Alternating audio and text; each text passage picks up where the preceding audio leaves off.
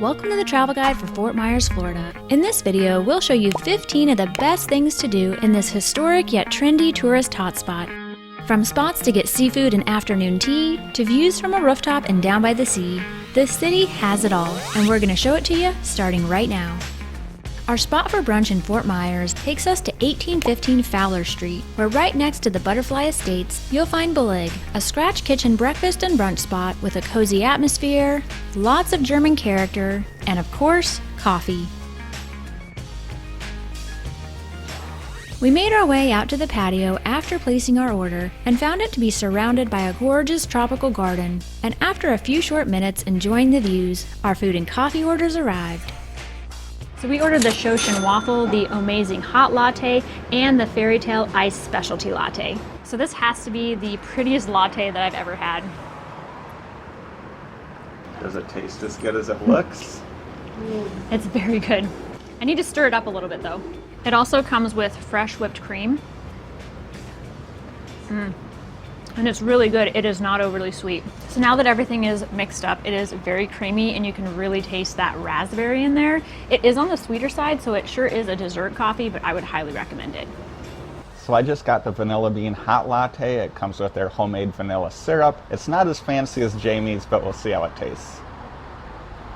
That's very good, very creamy, very well balanced, not overly sweet. You can really taste the vanilla beans. I really like it. I think it's safe to say we're both pretty impressed with our coffees, but what I'm most excited for is without a doubt this waffle sandwich.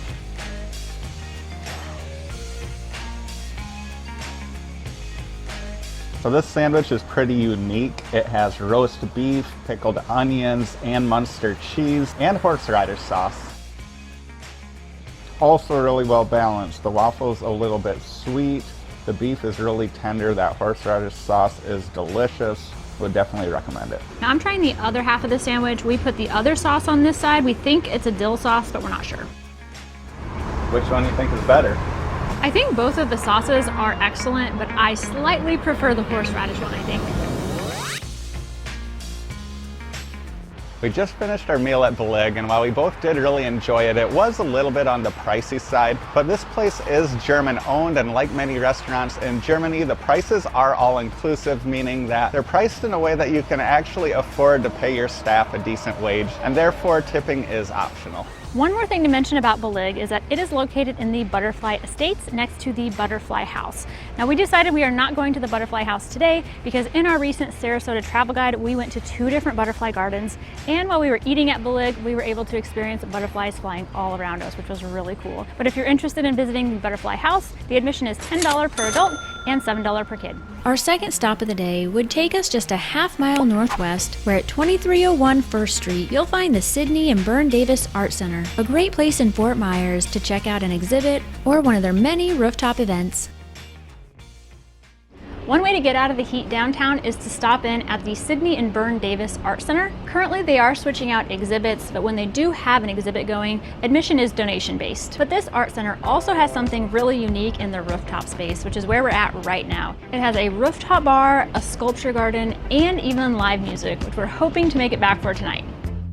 Another popular attraction in downtown Fort Myers is located just a few blocks down First Street at the Burroughs Home and Gardens. Built in 1901, the 6,000 square foot mansion was often visited by Henry Ford, Thomas Edison, Charles Lindbergh, and a number of other famous guests. Now part of the U.S. National Register of Historic Places, the home is available for tours from 11 a.m. to 1 p.m. Tuesday through Thursday. But since we were visiting on a weekend, we'd have to tour this mansion on a future visit. Our next stop keeps us in the downtown riverfront area, which is where we spent nearly all of our first day in Fort Myers. And while our second day in Fort Myers will take us away from downtown and out into nature, this day was all about the food and drinks.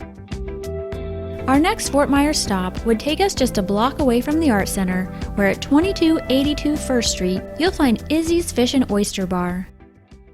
What drew us into Izzy's was their weekday happy hours, which includes a selection of $5 craft cocktails from 11 to 3. But we'd soon find that Izzy's offers more than just a great happy hour, as their atmosphere and food specials were quite impressive as well. We got our order started off with a Pilot House, a delicious tequila, lime, and jalapeno cocktail that was just the right amount of spicy. And while I had considered getting my own cocktail, something else on the menu caught my eye, and that was the Seafood Tower. The tower of seafood included ceviche and crackers, 6 peel-and-eat shrimp, 6 oysters, and a smoked fish dip. The presentation was great, and we couldn't wait to try each of the 4 items. I started with an oyster, which was tender and overall very good. But a bit surprisingly, both of our favorite item was the peel-and-eat shrimp, which tasted extremely fresh, a little bit sweet, and were the perfect texture. And while I was more than content enjoying our tower of fresh seafood, Skylar just couldn't pass up a chance to try another $5 cocktail. And this time he ordered the Catamaran, a refreshing gin cocktail with cucumber, lime, and mint. Izzy's is open from 11 a.m. to 10 p.m. daily, with happy hours running every weekday from 11 to 6. We just left Izzy's Fish and Oyster, and the main thing that drew us in there was their happy hour, and it did not disappoint because at just $5 a piece, those drinks were a steal. But we were not expecting to get that tower, but when you can get fish spread, peel-and-eat shrimp, ceviche, and oysters for just under $30, you gotta do it. We are in historic downtown Fort Myers, where you're going to find a ton of restaurants, places to shop, and also places to grab a drink along these cobblestone streets. You're also going to find some historical spots as well as some really cool Spanish architecture.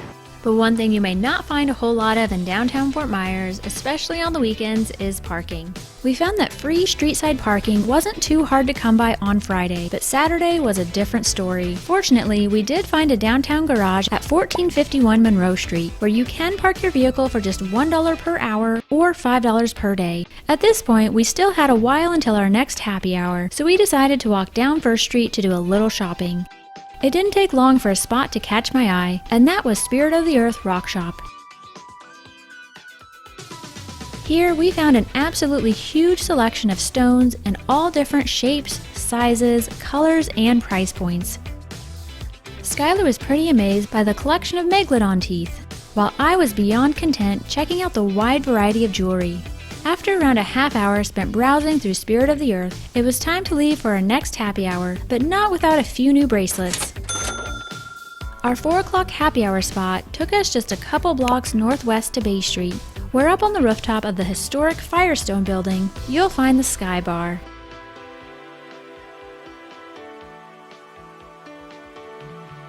There were 3 reasons we decided to visit the Sky Bar: the drink specials, the views, and the food specials. We found the drinks to be quite strong and well priced, and the rooftop views of the river to be really nice. But to our surprise, our favorite part of this experience was our food order, and Skylar will tell you a little bit about that right now. We just wrapped up our second happy hour of the day at the Sky Bar at Firestone, and it was another good one. This time we are definitely most impressed with the bao buns at just $4 a piece on a rooftop bar. Those things are a great deal. But now it's time to check into our Airbnb, which is just a few blocks away, so we'll see you over there. Welcome to the Old Soul, located in downtown Fort Myers River District. This is a studio rental located in an addition to a home that was built in 1912. And while this addition was recently renovated and has a ton of modern features, it still has a lot of character. What you may notice first when you walk in is this massive king-size bed, but what really caught our attention were the records on the wall and also this map of the United States that shows where all the guests who have stayed in this property are from. From the photos on Airbnb, we did expect there to be records on the wall, but we didn't expect there to actually be a working record player. And they also have a nice selection of classic rock albums, which is definitely our kind of music. But before we leave the bedroom area, I want to point out that they do have a full-length mirror, a nice-sized TV, and also a dresser. Next to the bed, you will find the seating area, which includes this really cool retro chair that Skylar loves, and also a good-sized pull-out couch. Now, in the corner, you will find the record collection, and also 2 beach chairs in case you want to hit up the beach. One more feature I want to point out in this area is the guidebook provided by the Airbnb hosts. It provides information about the home, the area, as well as recommendations for restaurants and things to do. Over here you'll find the kitchen and dining area, which offers seating for 4, a full-size washer and dryer, a compact fridge, freezer, and microwave. There's also a granite sink and a Keurig machine. I do want to mention that the owners are very thoughtful. Not only do they have K-cups, but they also have creamer packets, granola bars, and bottles of water. Next to the kitchen and behind this really cool barn door is where you'll find the bathroom. Now, this space has been completely redone and is very modern, but it also has one very unique feature. The shower still has exposed brick from the original building, which we thought was pretty neat. Now, this shower also offers 2 rainfall shower heads and a handheld shower. Now, over here in the corner, you're gonna find the toilet. You'll also find the vanity, the hair dryer, and a sample from the Naples Soap Company, which we did visit in our Lakewood Ranch travel guide. Now that does conclude our tour of this property. We do have to say thank you to the owners for hosting us this weekend. Now, if you have a group of up to 4 people who are looking for a place close to downtown, then we will leave a link to this Airbnb in the video description. But we still have a few more places to take you to tonight and a whole day of exploring tomorrow, so we'll see you at our next spot. Located just southwest of the River District at 2161 McGregor Boulevard, visitors to Fort Myers will find one of several great local breweries at Coastal Days. On our Friday night visit, this brewery was definitely the place to be, as both the inside and outside patio were pretty packed. Inside, we found an impressive list of beers and ciders on draft, and I was happy to find that they offered kombucha. Coastal Days offers flights of 4, 5, or 6 beers, and Skylar opted for a flight of 5. His flight included a couple hazy IPAs, a porter, a rye IPA, and a cream ale. And while he had absolutely no trouble finishing them all, his favorite of the 5 was the porter. Coastal Days Brewing is open Monday through Thursday at 3 and Fridays and Saturdays at 1. You can find their tap list and their food truck and event schedule at coastaldaysbrewery.com. Our final Friday evening stop took us back downtown to the Sidney and Byrne Davis Art Center, where up on the roof of this 90-year-old building, you'll find Sidney's. We arrived on the rooftop to find live music, an energetic crowd, a well-stocked bar, and some great downtown views. And while we would have loved to dance the night away, we could only stick around for a couple drinks, as our second day of exploring Fort Myers would be just as busy as the first.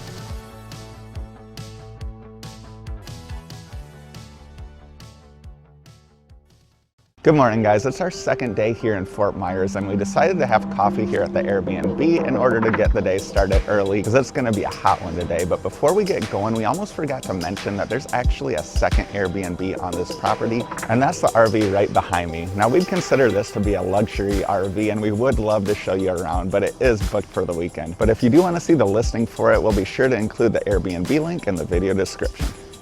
Our first Fort Myers Day 2 destination takes us around 7 miles southeast of the downtown riverfront, where at 7751 Penzance Boulevard, you'll find the 6-mile Cypress Slough Preserve. After a day spent mostly eating and drinking in downtown Fort Myers, we were excited to get out into nature and, more importantly, get some exercise. And from our limited research on the 6-mile Cypress Slough Preserve, we knew it would offer some good walking trails. We arrived at the preserve happy to find an abundance of open parking spots and a parking rate of just $1 per hour. Here we also found what was easily the most unique bike rack that we've ever seen. And just a few steps from that was the butterfly garden, where we did spot a few colorful butterflies. We found the preserve to also offer working water faucets and restrooms right next to the entrance to the boardwalk trail.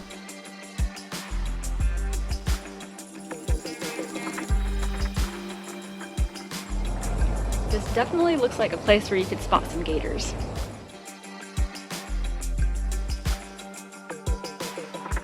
Now, a lot of people come to this park specifically to spot wildlife, so this trail does have a quiet zone area. We won't be able to talk on camera for a period of time, but we will still show you what we see.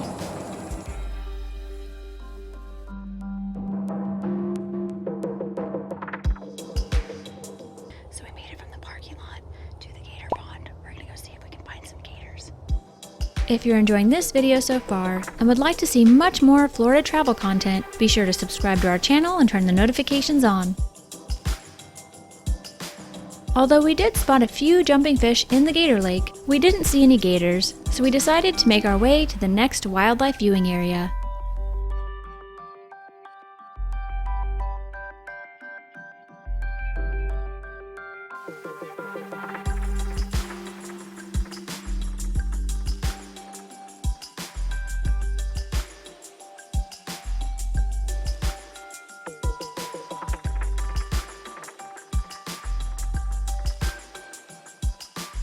We have made it here. Now, if we did the entire loop, that would be 1.2 miles, but we are just gonna do the Pop Ash Loop, and that is 0.75 miles, because we have got so many other things to do today, and it's already getting really hot.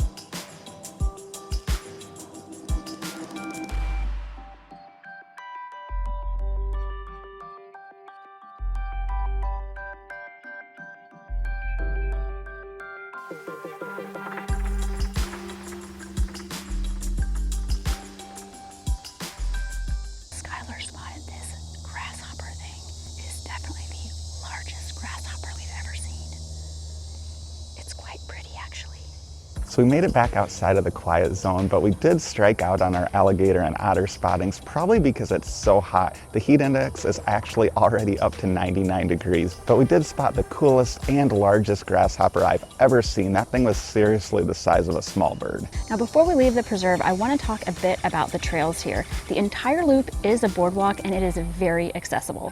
Now, most of it is shaded, but there will be areas where you cannot avoid the sun, so we would recommend sun protection. And lastly, we would recommend picking up a trail guide. This will tell you a lot about the preserve, and it will also tell you the best way to walk so you make the least amount of noise to increase your chances of seeing wildlife. Our second day 2 stop takes us just 3.5 miles to the north, where you'll find the Calusa Nature Center and Planetarium. Like the Cypress Slough Preserve, this spot does offer some great outdoor activities, but it also offers some great indoor activities for a hot and humid Florida day.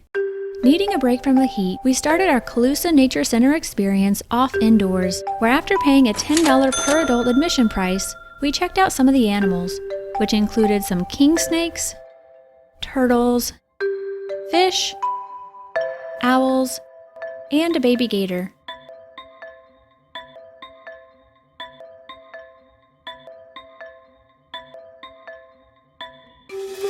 We soon discovered that we'd have only around 30 minutes until the next planetarium show, so we made our way back out into the heat to check out the trails.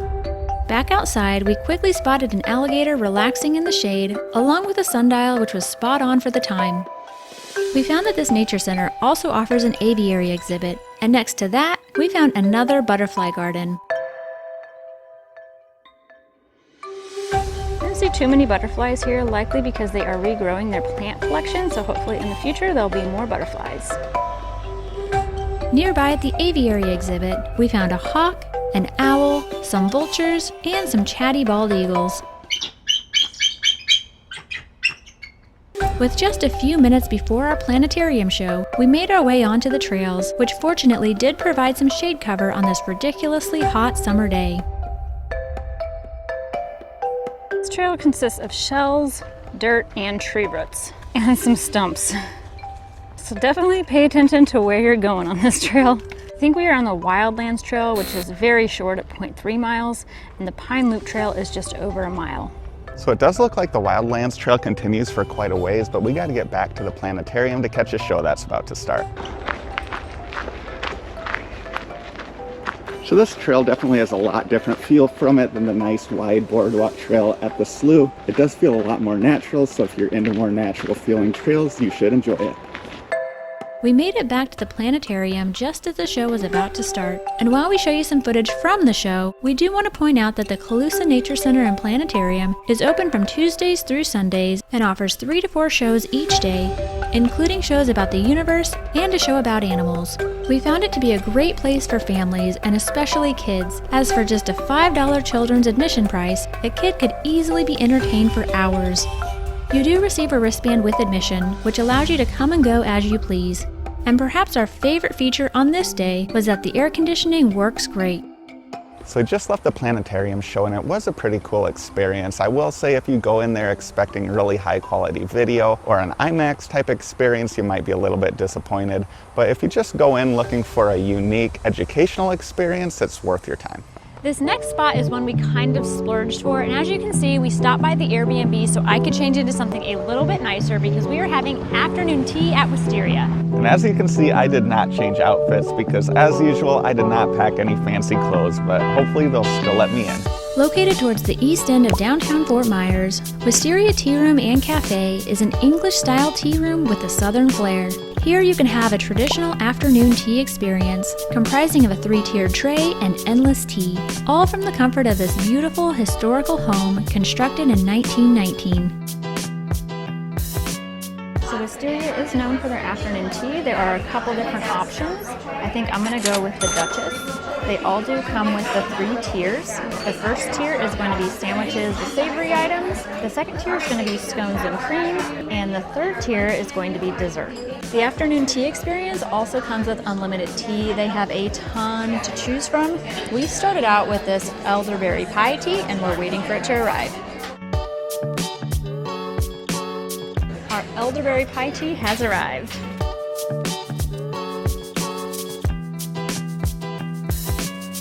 Oh, I love all the teacups here. That's good. While I went with the Duchess, Skylar went with the Royal, which means he gets a soup or salad, and he went with the mango chilled soup. So this is my first time trying mango soup and also eating with gold silverware. Pretty fancy. Lots of new experiences today. Whoa, that's really good. How would you describe it? I honestly don't know how to. I mean, it tastes like mango, it's really refreshing, but it has other flavors in there too that are delicious, but I have no idea what they are. Now with the afternoon tea, your table can try as many different tea flavors as you would like. Once you are ready to try something new, you put your tea top lid like this, and then they'll come by and take your order. At this point, I was already loving my first afternoon tea experience, but it was about to get a whole lot better. Our 3-tiered tray arrived adorned with a sparkler, which was quite fitting considering the 4th of July was just 3 days away. The entire presentation of the tray, from the savory snacks up to the desserts, was fantastic, and we were both eager to dig in. So here on the first tier we have the summertime quiche, cucumber tea sandwich, charcuterie, and blackberry and cheese savory pastry. On tier 2 we have the 12th anniversary s'more scone paired with the house-made cream. And on tier 3 there's key lime creme brulee, salted caramel cheesecake brownie, and an orange lavender cupcake. While we enjoy the sandwiches and savory items from the first tier of our tray, we want to know if you've ever experienced afternoon tea. If you have, let us know where and whether or not you enjoyed it in the comments. The choice for our second round of tea was Skylar's, and he went with the creme au caramel, a hazelnut and caramel flavored rooibos. This smells really good. Never had cream in our tea before, but gonna give it a try. It's good. I think it'll be better with a little bit of sugar, maybe? Oh yeah, with the sugar it's really good. So we are moving on to tier number 3, which of course is the one I'm most looking forward to because it's dessert.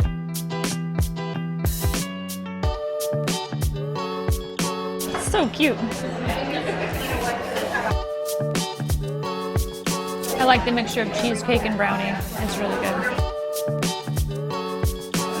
You can really taste the lavender in the frosting. I don't think I've had lavender frosting before, but I think I really like it.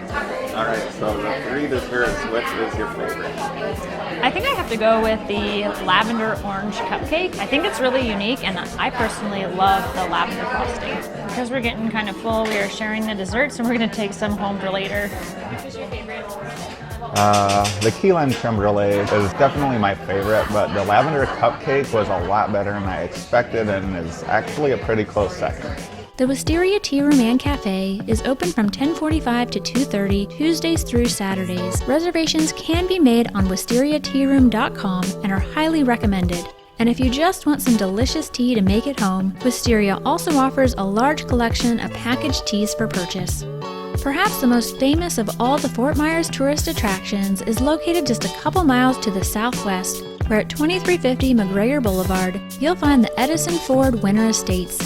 Since we don't have the rights to show footage from inside the estates in this video, we'll show you a little bit of the exterior of this massive 20-plus acre estate. The property has an incredibly rich history, having been purchased by the inventor Thomas Edison back in 1885.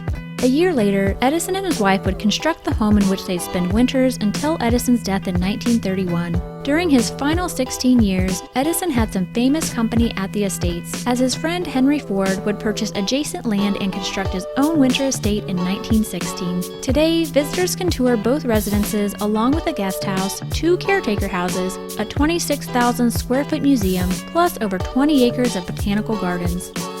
The estates are open daily from 9 to 5:30, and self-guided tour tickets can be purchased for $25 per adult.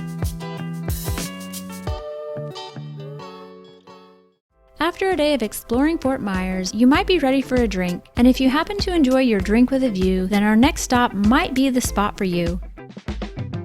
Located at 3300 Edwards Drive on the roof of the 12-story Luminary Hotel, you'll find the Beacon Social Drinkery. We found the Beacon to offer a chic and trendy atmosphere, along with a nice selection of small plates, flatbreads, and desserts. But what surely brings most people up to this rooftop are the drinks and the views.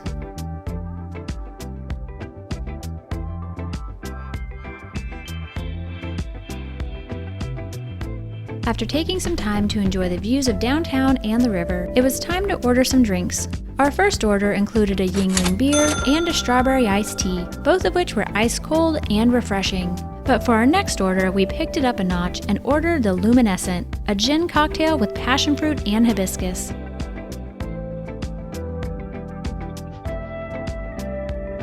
While the drink was quite pricey, it did taste great and was what we expected to pay at a spot with these types of views.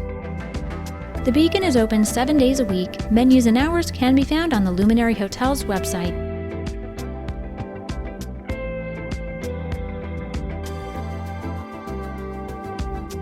With sunset approaching, our next stop had us headed around 14 miles southwest, where on the shore of the San Carlos Bay, you'll find Bunch Beach. So we are here at low tide. Here is the view at Bunch Beach. To the left, you'll see Fort Myers Beach, and to the right is Sanibel. While we had no problem finding parking at Bunch Beach, there really weren't any amenities, but fortunately, just a quarter mile up the road, you can find access to the Great Calusa Blue Wave Paddling Trail and a nice pier for fishing. And although this pavilion with restrooms was not in operation during our visit, we did find several porta potties with a hand washing station. Back at the beach, the sun was beginning to set and we were finally getting some relief from the heat, although the temperature was still well in the 80s. So if you're visiting this area and plan on spending some time at the beach, most likely you're either heading to Fort Myers Beach over there or Sanibel and Captiva Islands over that way. And we actually spent a good amount of time exploring both of those 2 islands within the last couple of weeks. And if you want to see those experiences, make sure to check out one of these 2 videos after this one. Now you are not going to find the white powdery sand on this beach like you will out on the islands, but you're also not going to find the crowds. And as you can see behind me, you can also catch a really nice sunset. If you're still enjoying this video, be sure to hit that thumbs up button and let us know which Fort Myers spot you'd be most excited to visit in the comments.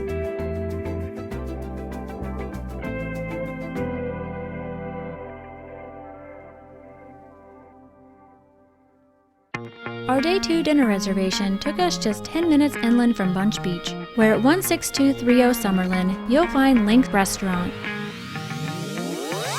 From the pictures we'd seen of Link's online, we knew that the atmosphere was gonna be pretty cool, especially for a restaurant in a strip mall. But we have to admit that we were still pretty amazed by how awesome this restaurant looked inside. So this place has a huge menu, including a really good sized vegan plant-based section. Their menu says they do seafood, steaks, tacos, noodles, and sushi. That is a lot. I think it's gonna take us a little bit to decide what we want. So I was making fun of Skylar for just wanting to order a salad, and it came out looking amazing. The salad tasted amazing too, as did these fries. But the highlight of this meal, without question, was my beef ramen. While we finish up our dinner, you may want to see what there is to do right across the bridge in Fort Myers Beach, and you can do that by clicking here right now. Thanks for watching!